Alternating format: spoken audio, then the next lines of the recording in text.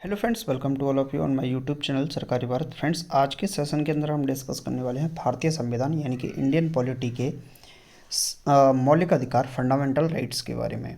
तो अभी तक अगर हम बात करते हैं फंडामेंटल राइट्स के बारे में, फर्स्ट वीडियो आपका आ चुका है चैनल पर, जो कि चैनल पर डला हुआ है, प्लेलिस्ट में जाकर आप लोग देख सकते हैं।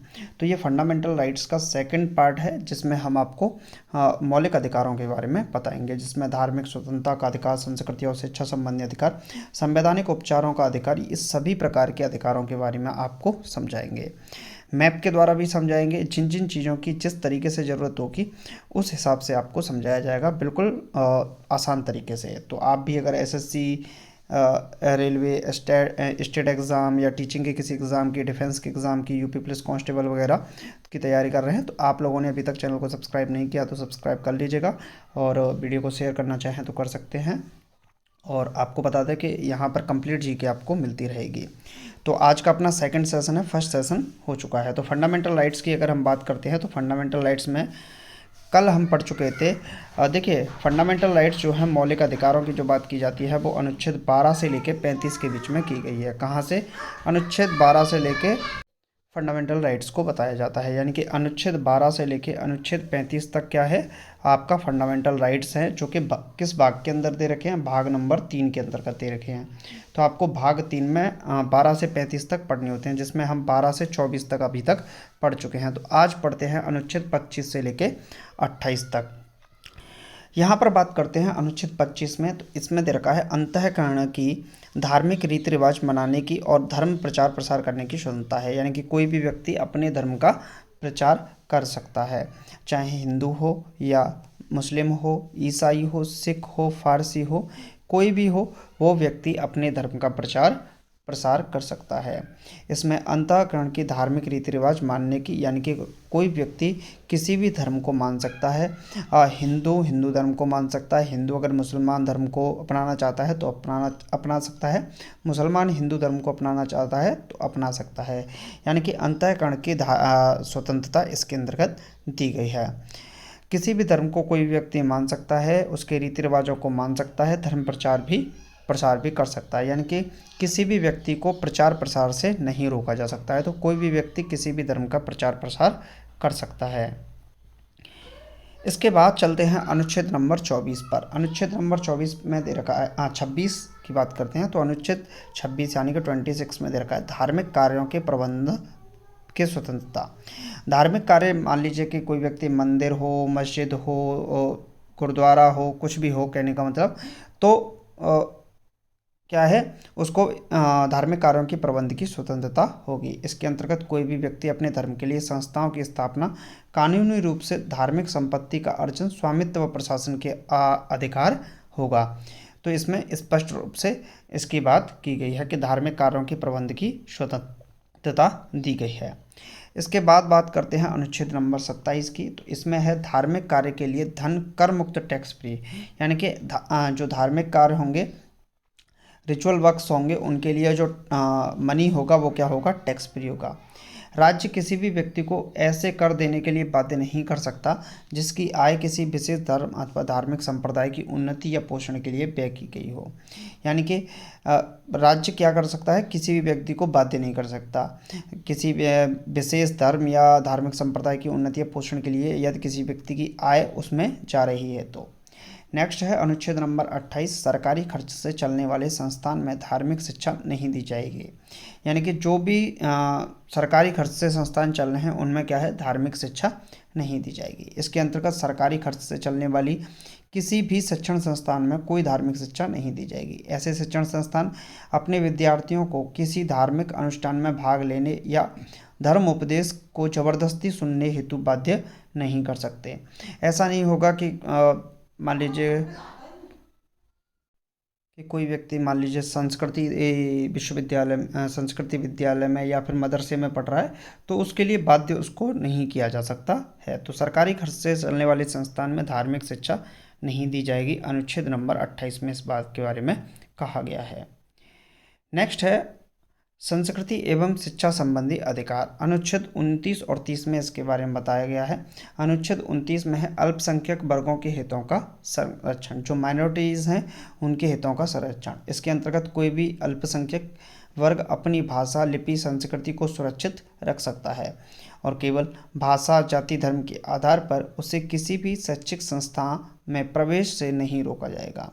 यानी कि किसी भी व्यक्ति को उसकी भाषा के आधार पर, धर्म के आधार पर, जाति के आधार पर, लिंग के आधार पर, लिपि के आधार पर, संस्कृति के आधार पर उसे किसी भी शैक्षणिक संस्थान में प्रवेश से नहीं रोका जा सकता है। नेक्स्ट है अनुच्छेद नंबर 30, अल्पसंख्यक वर्गों को अपनी शिक्षा संस्थाओं की स्थापना और प्रशासन करने का अधिकार है। जो माइनॉरिटीज़ हैं वो क्या करेंगे, अपनी शिक्षा संस्थानों की स्थापना कर सकती हैं और प्रशासन करने का उनको अधिकार है। कोई भी अल्पसंख्यक वर्ग अपनी पसंद का शैक्षणिक संस्थान चला सकता है और सरकार उसे अनुदान देने में किसी भी तरह का भेदभाव नहीं करेगी। जैसे मदरसे की बात करें, संस्कृति विद्यालय की बात करें। इसके बाद आता है संवैधानिक उपचारों का अधिकार, जो कि अनुच्छेद नंबर 32 में है। संवैधानिक उपचारों के अधिकार को डॉक्टर भीमराव अंबेडकर ने संविधान की हृदय या आत्मा कहा था। Heart and Saul of Indian constitution article number 32 को कहा। इसे मूल अधिकारों का संरक्षक भी कहा जाता है, क्योंकि अगर आपके मौलिक अधिकारों का हनन होता है तो आप सीधा सुप्रीम कोर्ट जा सकते हैं। सुप्रीम कोर्ट व्यक्ति के मूल अधिकारों को सुरक्षित करने के लिए रिट जारी करता है। अब कुल 5 प्रकार की रिट जारी की जा सकती हैं सुप्रीम कोर्ट के द्वारा। कौन कौन सी हो सकती हैं? पहली है हैबियस कॉर्पस, जिसे हम बंदी प्रत्यक्षीकरण कहते हैं। दूसरा है परमादेश, जिसे हम मेंडमस के नाम से जानते हैं। तीसरा है कोवरेंटो, जिसे हम अधिकार परीक्षा कहते हैं। चौथा है प्रोहिबिशन, जिसे प्रतिषेध कहते हैं।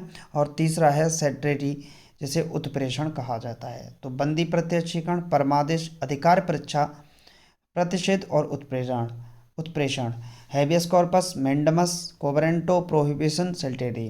तो कुल 5 प्रकार की रिटें कौन जारी कर सकता है? सुप्रीम कोर्ट जारी कर सकता है। और इसी के कारण heart and Saul of Indian constitution article number 32 को बाबा साहब भीमराव अंबेडकर के द्वारा कहा गया था। अब इनके बारे में समझ लेते हैं कौन कौन सी रेट हैं। तो पहली रेट है बंदी प्रत्यक्षीकरण, जिसे हम हैबियस कॉर्पस कहते हैं। हैबियस कॉर्पस का मतलब होता है शरीर को प्रस्तुत करना, यानी कि सशरीर प्रस्तुत करना। जब किसी व्यक्ति को यह लगता है कि उसे अवैध रूप से जेल में रखा गया है, तब सुप्रीम कोर्ट हिरासत में लेने वाले अधिकारी को आदेश देता है कि वह जेल में रखे एक व्यक्ति को निश्चित स्थान और निश्चित समय के अंदर उपस्थित करें, अन्यथा हिरासत में लेने वाले अधिकारी पर कार्रवाई होगी। किसी भी व्यक्ति को अगर ये लगता है कि उसके मौलिक अधिकारों का हनन हो रहा है, तो वह व्यक्ति सुप्रीम कोर्ट में अपनी याचिका दायर कर सकता है और उसे लगता है कि सुप्रीम कोर्ट क्या करेगा, उस व्यक्ति को सशरीर प्रस्तुत करने का आदेश देगा। यानी कि हैबियस कॉर्पस बंदी प्रत्यक्षीकरण, बंदी को प्रत्यक्ष किया जाए। अगर ऐसा नहीं होता है तो उस अधिकारी पर कार्रवाई की जाएगी। दूसरा होता है मेंडमस, जिसे हम परमादेश के नाम से जानते हैं। जब कोई सरकारी अधिकारी अपने सार्वजनिक कर्तव्य, पब्लिक ड्यूटी का निर्वाह नहीं करता है, तब सुप्रीम कोर्ट उस पर रिट जारी कर सकता है और उसे अपने कर्तव्य का पालन करने का आदेश जारी करता है, अन्यथा उस पर सख्त कार्रवाई कर सकता है। मान लीजिए कि कोई भी अधिकारी है अपना कार्य नहीं कर रहा है। जैसे आपने देखा होगा दिल्ली के अंतर्गत आपने देखा होगा कि प्रदूषण की जब घटनाएं होती हैं तो सुप्रीम कोर्ट रिट जारी कर देता है कि अधिकारी अपना काम ठीक से नहीं कर रहे हैं, तो उनको चेतावनी के तौर पर चेतावनी मिल सकती है।